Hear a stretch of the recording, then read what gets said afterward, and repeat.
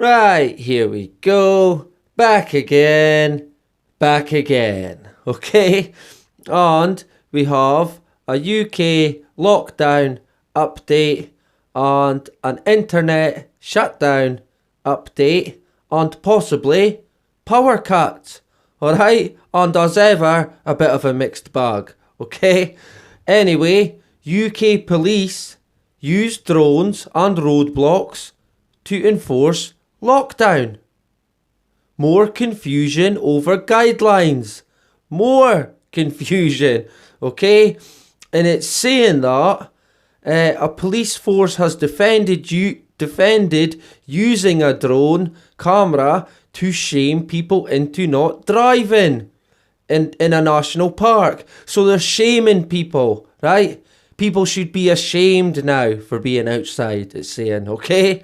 And it says people who flout coronavirus lockdown rules face being arrested, right? So they're now beginning to tightening things up because again they're saying that people are not listening, all right? And it's saying here on ITV News that North Yorkshire Police are now using checkpoints, okay? And it's saying that those who refuse to comply could be issued with a fixed penalty notice of £60, which will be lowered to 30 if paid within 14 days. But if not, and you do it again, then it doubles every time, right? So each time you do it, it's double, okay? And it says, the police officer's quoted here, no, this is a government official who's quoted saying that it's to protect the public and keep the public safe, right? Of course, it's to keep us all safe, okay? And speaking of safe, they are now saying that the UK has had its first prison death that is connected to COVID-19, right? So how long until they start letting them all out? Because that is on the cards, okay? Just another element to add to the cocktail, okay? And they are also now saying that in London, hospitals are at risk of hitting capacity, right? And that's in days that could happen. So that's going to create problems for the NHS. And speaking of government institutions, the universal credit system is now basically at breaking point. And I said to a friend 2 weeks ago that this would happen, and it is exactly what I said is happening, and that is also probably going to create problems and fear, of course. And speaking of fear, a good radio show that I watch, the Richie Allen show, right? He was saying yesterday in one of his YouTube broadcasts that Sky News, Kay Burley on Sky News was saying that people are going to have to be shocked, right? As young people especially need to be shocked into believing this is serious. And Q, the very next day, they announced that a coronavirus victim, 21, had no health issues, right? So they're saying that this girl, 21, had no health issues whatsoever and has died of coronavirus. And she died last week. And they're reporting it today, okay? And they show this map of everywhere that coronavirus is bad, basically, the darker it is. And then I noticed on my area it's dark, but there is no cases whatsoever, right? So that's a bit strange, that, okay? And it is also saying today that across the UK, the death toll is rising, and they keep mentioning this word, tsunami, all right? Now, I think we should bear that in mind, okay? That's worth remembering, okay? That word tsunami, right?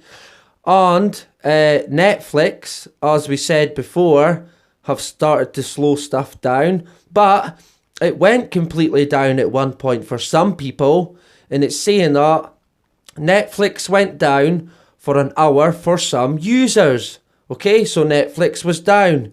And again, they're reporting about the surge in internet traffic, right? And that is creating the internet to slow down, seemingly. Okay? And another outage with Comcast. Seemingly they have had a internet outage. And they did share a map of where all the outages are, and it's quite widespread in the US. And I did also see this, right? The US government couldn't shut down the internet, right? Question mark. Think again, okay? Now, I didn't get very much at first from this because it kept coming up that I needed to be a subscriber to read what it said, alright? And it's basically saying that the internet shutting down could become a reality, the government switching it off, okay? But one thing I did notice just quickly before it went off is this lady here, Jessica Rosenworcel, if that's how you pronounce it, I'm not really sure. Probably not, to be honest, okay? I'm terrible with people's names. But I thought, yeah, I'll check her out. And I've never heard of this woman, right? Never in my life. And she is the commissioner of the FCC. All right? And when I first seen that article, the first thing I thought was 5G, right? And I didn't have to look very far until I seen this lady's connections into pushing the 5G agenda. Alright, so the internet shutdown being linked to 5G is probably going to be a thing. Alright, because it's like I said, they will be out with the old and in with the new. And this even goes as far back as 2015, where this lady is pushing the 5G agenda. Right, so she basically is a lobbyist for 5G. And in another article on 5G, it is saying coronavirus global lockdown may fuel importance of 5G, right?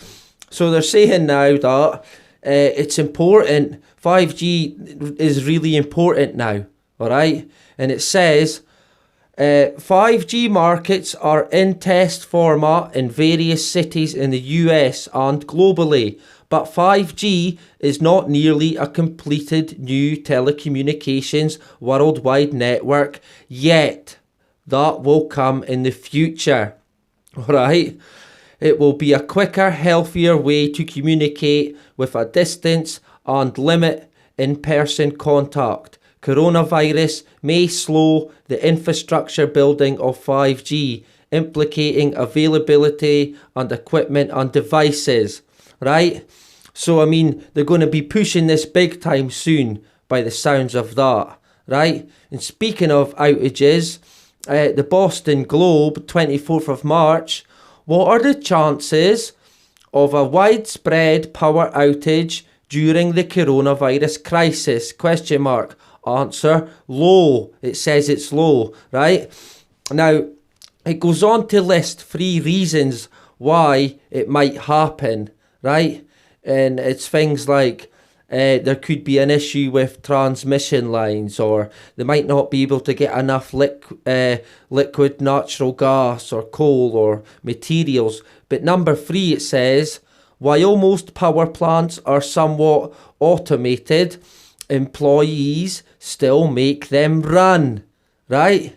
So they need people to make it run. And it says, while a major storm could complicate the first 2 parts, what makes COVID-19 different is that it could affect the third part, the people. Okay? So if everyone's in lockdown, all right, no one can make this place work, these power plants. So that could then lead to power cuts. And then there probably will be mayhem, all right? And it's in some places, they're being threatened with power cuts. LA Mayor says he's threatening businesses who are not complying with the lockdown. He's threatening to shut off their water and their power. He's saying it won't affect residents, but really they could be next to get it if they don't comply. All right. And in New Zealand, they are having power cuts, but it's to carry out maintenance work. All right, this is what they're saying. And this is actually quite a lot around the world just now. They couldn't have timed it any better, could they have?